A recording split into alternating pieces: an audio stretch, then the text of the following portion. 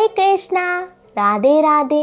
आप सभी भक्तों का वेलकम है एक बार फिर से ब्रज स्टोरीज में, जहां पर हम बात करते हैं विभिन्न प्रकार की धार्मिक मान्यताओं के बारे में व अन्य धार्मिक विषयों से संबंधित यहाँ पर हम चर्चा भी करते रहते हैं।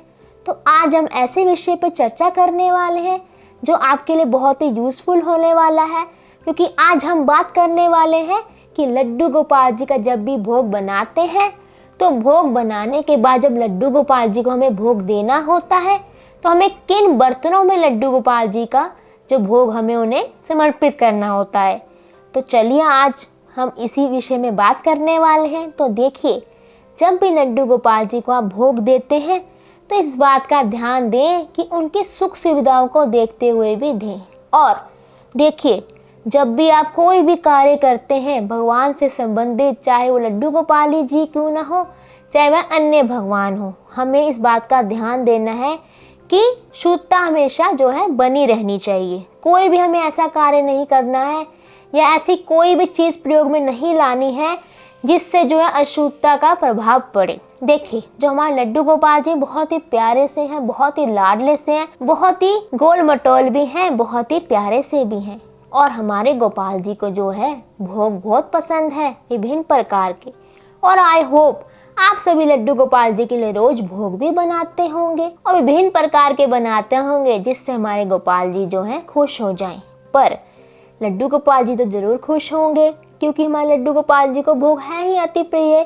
पर हमें लड्डू गोपाल जी को जब भी भोग देने हैं तो कुछ बातों का ध्यान में देना है कि लड्डू गोपाल जी को जब भी भोग दे रहे हैं तो कौन से बर्तनों में भोग हमें देने चाहिए। तो देखिए, सबसे पहले इस बात को जान ले कि जब भी लड्डू गोपाल जी को भोग देते हैं तो कभी ऐसी गलती ना कर बैठना कि जिससे हमारे लड्डू गोपाल जी नाराज हो जाएं और जिससे अशुद्धता का प्रभाव पड़े। जैसे कि कई बार क्या होता है, हमें पता नहीं होता है, अज्ञानता के विषय में आकर हम लोग जो है लड्डू गोपाल जी को अपने बर्तनों में ही लड्डू गोपाल जी को जो है भोग लगा देते हैं। तो इस बात का ध्यान दें कि लड्डू गोपाल जी के जब भी आप जो है भोग लगाएं तो अलग से बर्तन बाजार से लेकर आएं, जैसे कि प्लेट, चम्मच, कटोरी वगैरह, ग्लास वगैरह सब आप अलग से दें।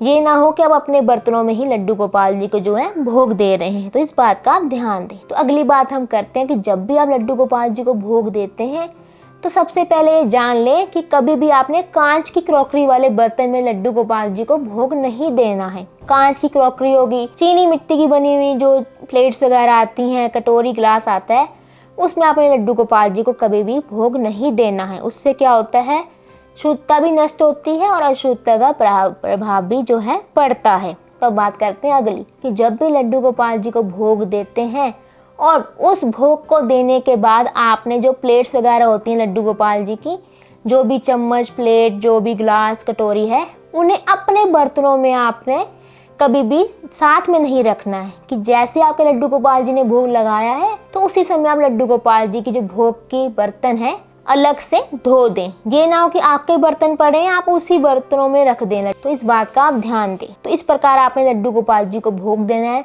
जैसे कि अलग से बर्तन लेने हैं आपने लड्डू गोपाल जी के।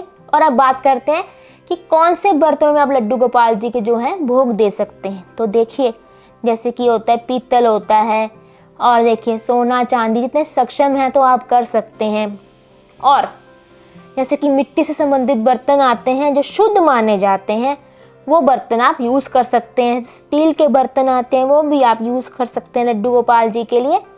तो इस बात का आपको ध्यान देना है। तो ये तो थी कुछ बातें जो हमें ध्यान देनी चाहिए लड्डू गोपाल जी को जब भी हमें भोग देना है, कि कौन से बर्तनों में लड्डू गोपाल जी को हमें भोग देना चाहिए। तो आई होप आपको पता लग गया होगा इस वीडियो में। अगर आपको थोड़ी सी भी हेल्पफुल लगी है वीडियो तो इसे लाइक कीजिए, शेयर कीजिए और मेरे चैनल को सब्सक्राइब करना ना भूलें।